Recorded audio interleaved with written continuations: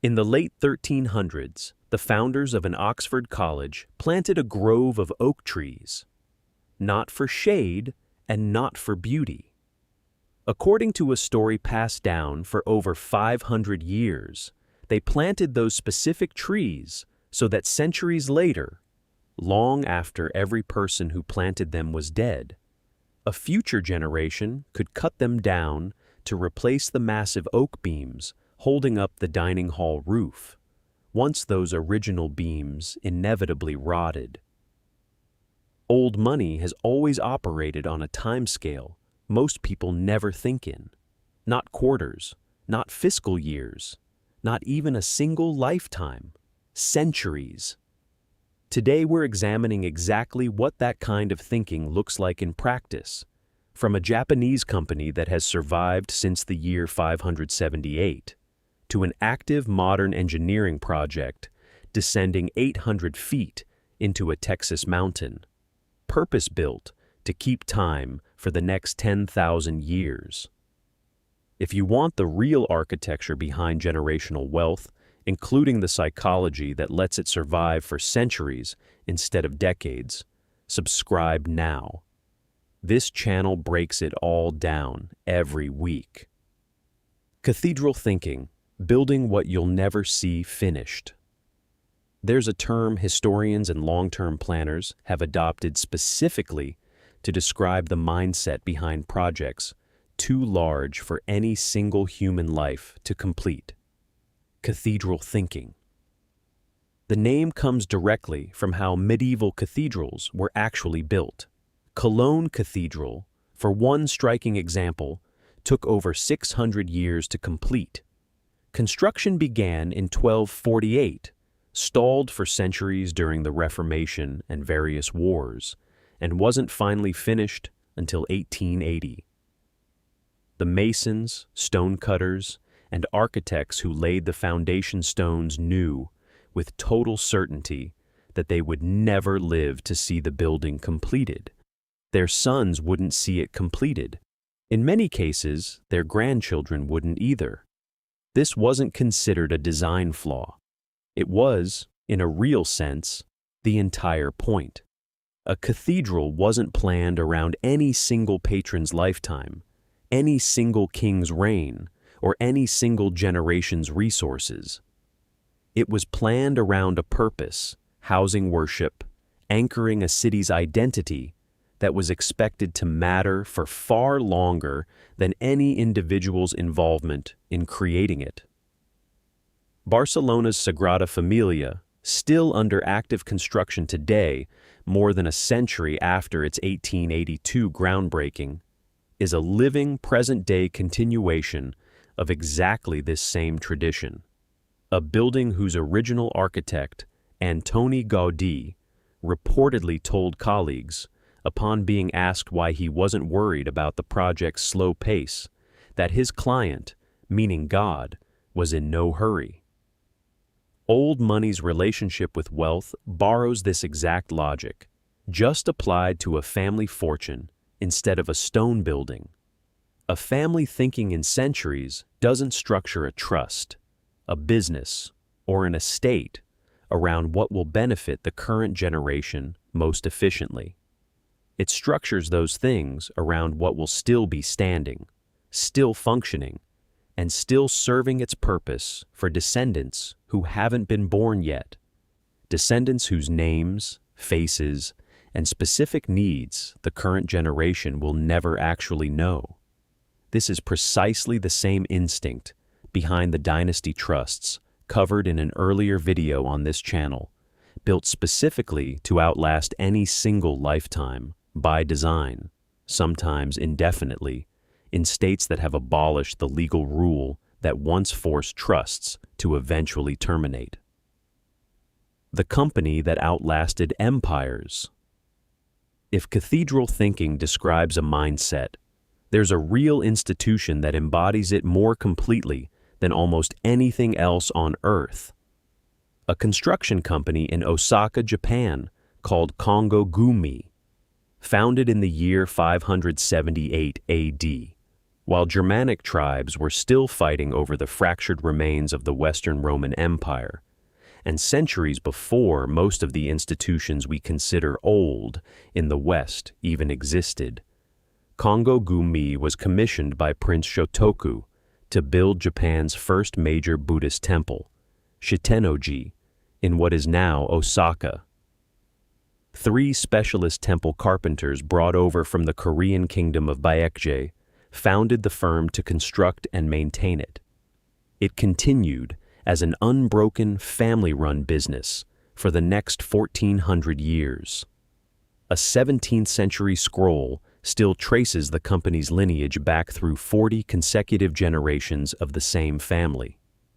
When a direct male heir wasn't available or capable, the family used a traditional Japanese practice called yoshi, formally adopting a talented outsider, often a son-in-law, into the family name and the family trade, prioritizing genuine competence over strict bloodline. The company's own guiding motto, still displayed today, translates roughly to inheritance of techniques from 1,400 years ago to the future. The specific trade Kongo Gumi practiced explains a great deal about how it survived so long. Their core temples were, quite literally, destroyed and rebuilt from scratch at least 7 separate times over the centuries, by wars, fires, and natural disasters, which meant the company's business model was never a single static asset to protect, but a continuously renewing skill to preserve and transmit. New apprentices underwent roughly a decade of training just to become a working carpenter, and another decade beyond that to reach master status. An investment in human capital that only makes economic sense if you're planning for the trade to still exist and still be needed generations from now. Kongo Gumi eventually did run into serious financial trouble during Japan's economic downturns in the 1990s and 2000s, ultimately becoming a subsidiary of a larger construction conglomerate in 2006. Its remarkable, unbroken 1,400-year run as an independent family enterprise finally ending not through mismanagement of its craft, but through debt taken on during an unrelated construction boom. It's worth being honest about that ending because it underscores rather than undermines the lesson. Even the most successful multi-century institution in recorded history eventually needed the same disciplined financial habits, patience, modest leverage, and staying close to its core purpose, covered throughout this channel, and its downfall came precisely from abandoning them during one aggressive expansion phase. Kongo Gumi isn't even unique within Japan specifically. Researchers studying Japan's shinais, meaning long-established businesses, have documented that Japan alone is home to roughly 33,000 companies over 100 years old, a striking 41% of every 100-year-old company on the planet, including a hotel, the Nishiyama Onsen Kaiyuken, that has operated continuously since the year 705, recognized by Guinness World Records as the oldest hotel in continuous operation anywhere on Earth. This is exactly the kind of historically grounded, mechanism-first breakdown this channel exists for. If a 1,400-year-old family business surprised you, drop a comment with the word shinais. It tells me you want more deep dives into the real history behind long-term wealth. The oaks, the myth, and why the myth matters anyway. Let's return to the story from our cold open, because the full truth behind it is almost more interesting than the legend itself. The story, as it's usually told, goes like this. New College, Oxford, founded in 1379, built its grand dining hall with massive oak beams across the ceiling. Sometime in the 1800s, an entomologist discovered the beams were riddled with beetles and needed replacing.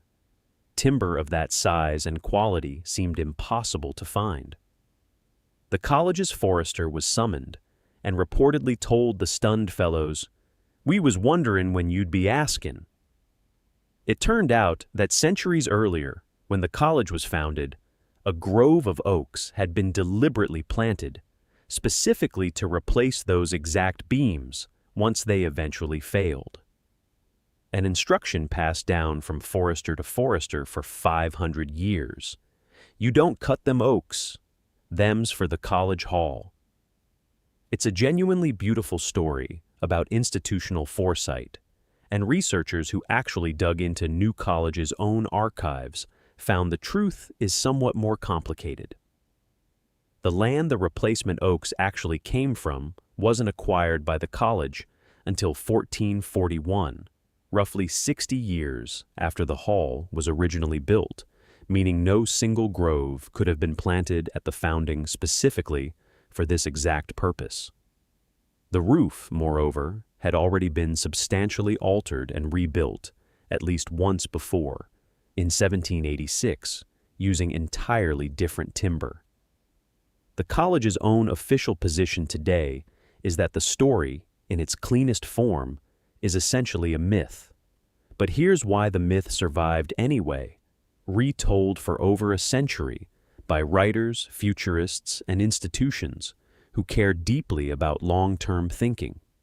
Even the corrected, more boring version of the story still proves the same underlying point. It was standard practice for English estate foresters to plant and maintain groves of oak, specifically because oak takes over 100 years to mature to a size useful for major construction, meaning any institution that wanted a reliable future supply of large timber had no choice but to plant it generations before anyone alive would actually use it. The specific, tidy narrative of one grove planted for one purpose may be exaggerated. The underlying culture of century-scale forestry planning it describes was completely real and was standard practice across Old English estates and universities for hundreds of years. This is a useful lesson in its own right, and it applies directly to how this channel approaches every claim about old money's history. The most inspiring version of a story is often slightly too clean to be entirely true, but the underlying pattern it's pointing at is frequently real anyway, just messier and less quotable than the legend built around it.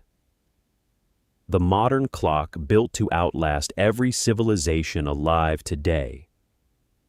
If you think century-scale planning is purely a relic of the medieval and early modern world, consider a project currently under active construction right now, funded by one of the wealthiest people alive today.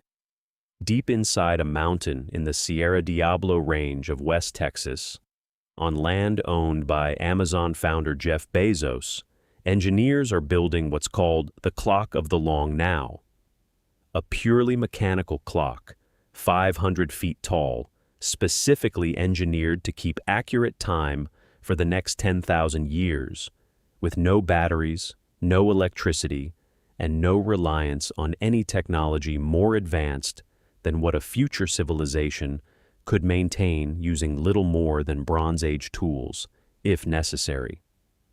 Conceived by computer scientist Danny Hillis in the late 1980s and brought to life through the nonprofit Long Now Foundation, the clock chimes just once a century and rings a unique, never-repeating melody once every 1,000 years, composed using a mechanical algorithm devised with musician Brian Eno. Bezos has personally funded the project's largest phase with a reported $42 million, and has been remarkably candid about why a modern technology billionaire would spend a fortune on a giant mechanical clock instead of another data center. In a widely quoted 2011 interview, he explained the underlying business logic directly. If everything you do needs to work on a 3-year time horizon, then you're competing against a lot of people. But if you're willing to invest on a 7-year time horizon, you're now competing against a fraction of those people, because very few companies are willing to do that. Just by lengthening the time horizon, you can engage in endeavors that you could never otherwise pursue. This is, in a very real sense, the same underlying logic covered throughout this entire channel. Patient capital, dynasty trusts, multi-century family businesses, simply articulated by one of the wealthiest entrepreneurs of the current era, in language borrowed directly from centuries-old estate planning. Bezos has described this exact principle shaping Amazon's own corporate strategy from its earliest days, famously titling the company's very first shareholder letter in 1997, "It's all about the long term," a philosophy that let Amazon absorb years of unprofitability that would have destroyed a company optimized for quarterly returns, specifically because its time horizon was measured in decades rather than fiscal quarters. The clock itself is, of course, a symbol rather than a practical tool. Nobody genuinely needs a mechanical clock to know what year it is 10,000 years from now. But its entire purpose, according to the Long Now Foundation's own stated mission, is to provoke exactly the kind of thinking this whole video is about. If a clock can be built to outlast every civilization currently living on Earth, what other decisions, currently treated as urgent and short-term, might actually deserve to be planned across centuries instead? If a literal 10,000-year clock funded by a modern billionaire connects the dots for you, that's exactly why this channel exists. Subscribe so the rest of this series doesn't get lost in your feed. The 7th generation principle. Century-scale thinking isn't a uniquely European or Japanese invention. One of the clearest, most explicitly articulated versions of this exact philosophy comes from the Haudenosaunee, also known as the Iroquois Confederacy, whose traditional governance principles include what's commonly referred to today as the 7th generation principle. The idea that any significant decision, particularly one affecting land, resources, or the community's shared future, should be evaluated based on its impact on descendants 7 generations from now, not merely on the immediate benefit to the people making the decision today. 7 generations, depending on how you count a generation, stretches roughly 150 to 200 years into the future, a planning horizon that, not coincidentally, closely mirrors the multi-century thinking behind the cathedral builders, the Oxford foresters, and the Japanese shine-eyes companies covered earlier in this video, despite these traditions developing on entirely separate continents, with no direct contact or influence on one another. When strikingly different cultures, with no shared history, independently arrive at something close to the same core insight, that meaningful decisions deserve a planning horizon measured in centuries rather than years, it's a strong signal that the underlying principle reflects something genuinely true about how durable institutions and durable wealth actually get built, rather than simply being one culture's peculiar preference. The practical translation of this principle into old money's modern behavior is direct and consistent with everything else in this video. A family asking, "How does this decision affect my children?" is thinking in years. A family asking, "How does this decision affect descendants I will never personally meet?" is thinking in generations. And it's precisely that second, more demanding question that produces institutions, trusts, and fortunes capable of surviving past the handful of decades most wealth simply doesn't outlive. How old money builds for centuries today. All of this history raises an obvious practical question. How does a modern family, without the ability to literally plant a grove of oak trees or commission a cathedral, actually build for a multi-century timeline today? The legal tools covered across earlier videos on this channel are, in effect, the modern equivalent of the oak grove and the cathedral foundation stone. The Dynasty Trust, discussed in our video on how old money legally reduces its tax burden, is explicitly engineered around this exact multi-century logic, structured in states that have abolished the historical rule against perpetuities, specifically so that a trust, once properly funded, can continue benefiting descendants indefinitely, with no legal requirement that it ever wind down or distribute its assets outright to any single generation. The Family Constitution and Family Council, discussed in our video on how old money avoids family feuds, function as a kind of governance equivalent to the college forester's 500-year instruction passed from one generation to the next, a written record of values and process specifically designed to survive well past the lifetime of whoever originally wrote it down. Even the never touch the principal rule, covered in an earlier video on old money's unwritten financial habits, is really just cathedral thinking applied to a bank account instead of a building, treating the core capital as something being held in trust for a future no one currently alive will personally witness, rather than a resource to be fully enjoyed and exhausted within a single lifetime. What ties the oak grove, the cathedral, the 1,400-year-old carpentry firm, and the modern dynasty trust together isn't any specific legal or architectural technique. It's a shared willingness to sacrifice some benefit to the current generation. Capital that could be spent now, a building that could be finished faster, a company that could be run for short-term profit, in exchange for something that will still be standing, still functioning, and still serving its original purpose, for people who haven't been born yet and never will meet the person making that sacrifice on their behalf. This is the part of old money that rarely gets explained clearly. How genuinely ancient, cross-cultural habits of century-scale planning still show up directly in modern trust law today. If you want the mechanism first version of this world every week, hit subscribe and turn on notifications. The actual lesson.